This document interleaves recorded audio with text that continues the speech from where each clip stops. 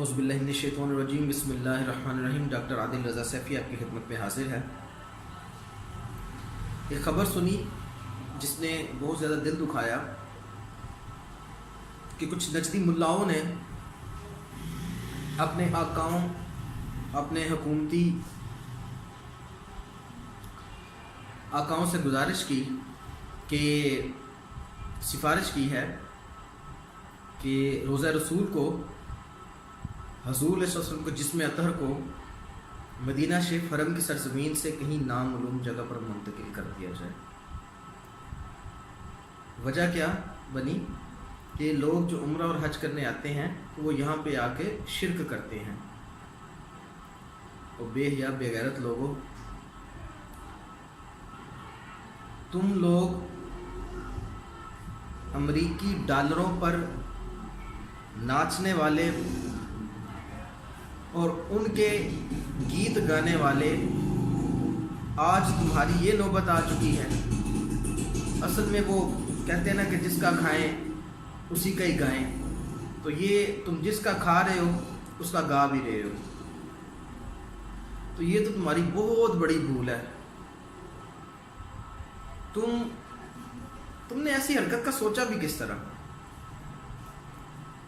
Number ایک تو ایسا ہوگا نہیں، اور یہ یاد رکھنا اگر تم نے ایسی حرکت کی، میرے آقا کے روزے کی طرف میلی آنکھ دی کی، ہاتھ بڑھایا یہ کام کرنے کے لیے، تو تمہاری آنکھیں، تمہارا ہاتھ اور تمہارا سر تمہارے تن سے جدا کر دیا جائے گا۔ الحمدللہ سنی حضور کے عاشق ابھی زندہ ہیں،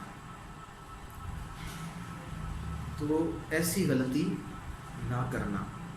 یہ ایک عام چھوٹے سے سنی غلام کا تمہیں میسج ہے۔ تو وہ ایسی پاک سرزمین تھی جس پر تو نے وہ جوئے کے کسینو، سینما گھر اور پتہ نہیں کیا تم وہاں پہ بنا رہے ہو۔ ادھر تو تمہاری غیرت کا جنازہ نکل چکا ہے، بات پھر وہی ہے جس کا کھاتے ہو اسی کے گاتے ہو اور اسی کے کام کرنے ہیں۔ اللہ پاک ہمیں تمہارے شر سے بھی محفوظ رکھے اور شیطان کے شر سے بھی محفوظ رکھے۔ آخر میں ایک کلام: میرے عشق کی ہے عظمت، تیرا سنگ آستانہ ہے، یہی میرا نشیمن ہے، یہی میرا ٹھکانہ۔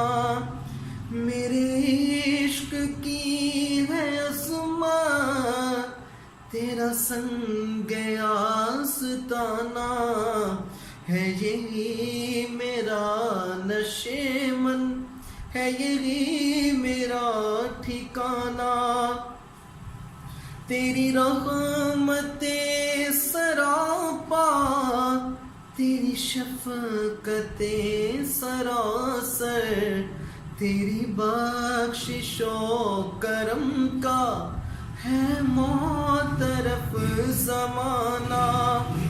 اور یہ جو میں نے پہلے بات کی اور یہ کلام پڑھنے کا جو مقصد ہے وہ یہ شعر غور سے سنیے گا: امت کے آسیوں کا، ٹوٹے ہوئے دلوں کا، امت کے آسیوں کا، ٹوٹے ہوئے دلوں کا، واللہ یہ سبز گنبد، واللہ یہ سبز گنبد ہے آخری ٹھکانہ، واللہ یہ سبز گنبد ہے آخری ٹھکانہ۔